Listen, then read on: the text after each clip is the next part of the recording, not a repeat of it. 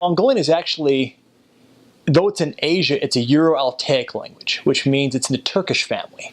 But it's related to Turkish like maybe we're related to Latin twice removed.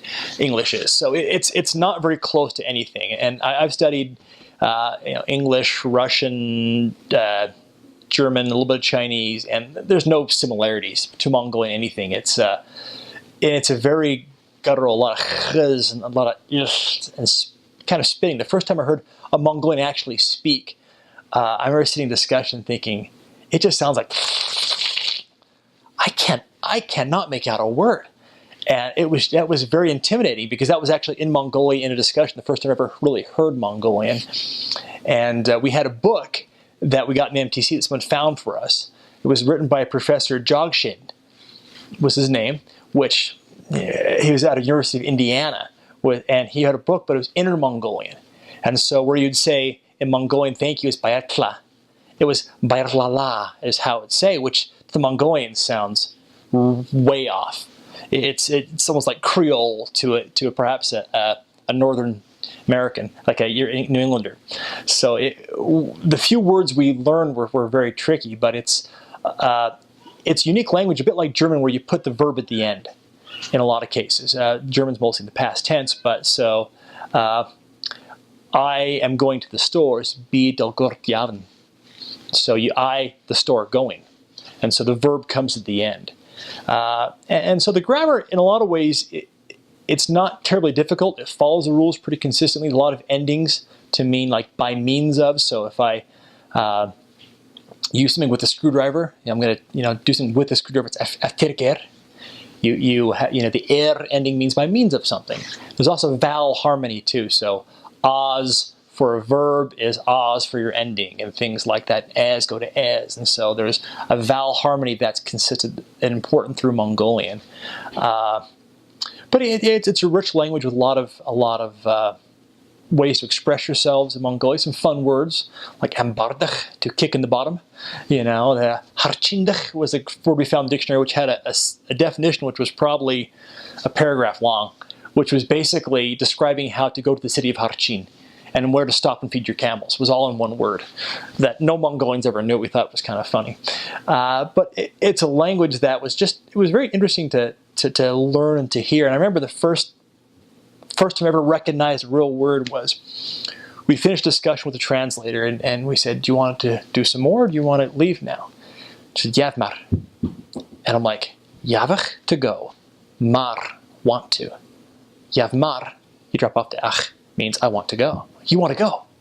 I understood you. I was so excited to actually understand somebody in Mongolian. So some of the fun things when I first got there is one of the couple said, here's what you do.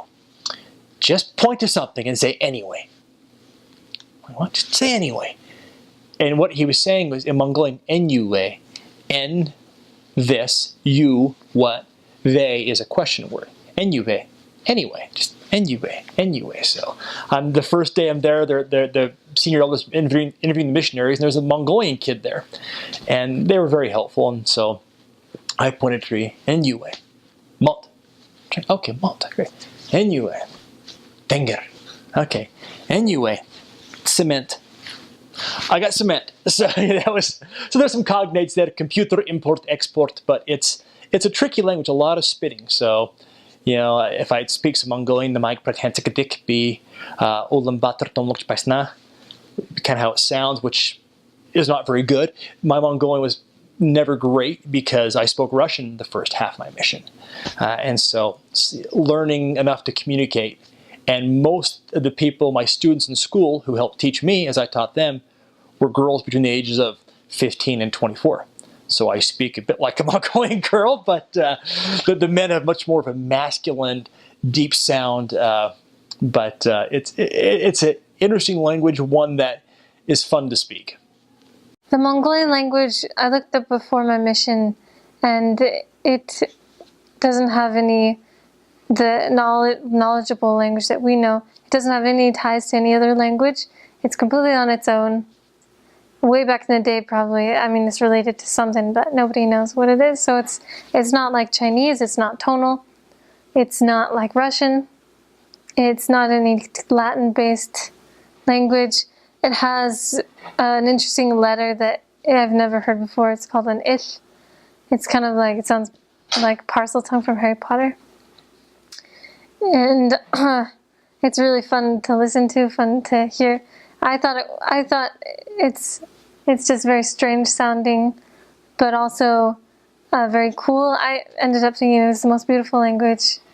I mean, it's not one of those romantic languages like French or Spanish, Portuguese, but it's it grew on me as a language. It's hard to learn. It took me about a year before I felt completely comfortable in understanding and speaking and talking freely whatever I wanted to say.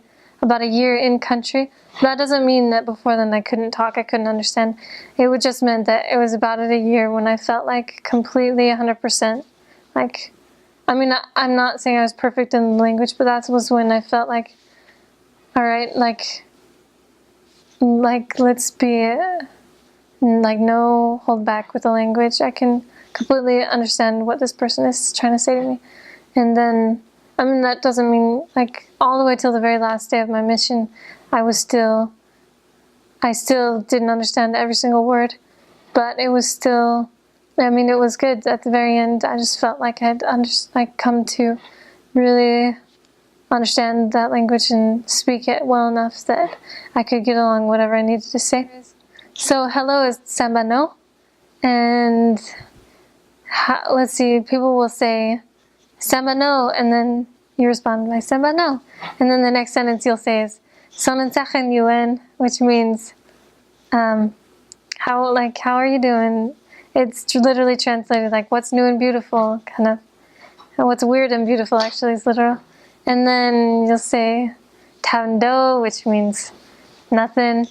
And then you can say Tani Bisano, which means like, is your body good?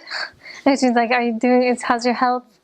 And people will say like, my body's really good, I'm doing well. So that's a greeting, is hello, how are you? Is your body good? Like, how's your health? An interesting phrase that I thought was really fun is welcome. Translated into Mongolian is Tabtimritno, which means will you peacefully tie up your horse? That's a little translation of that phrase. And Tabtimritno is welcome.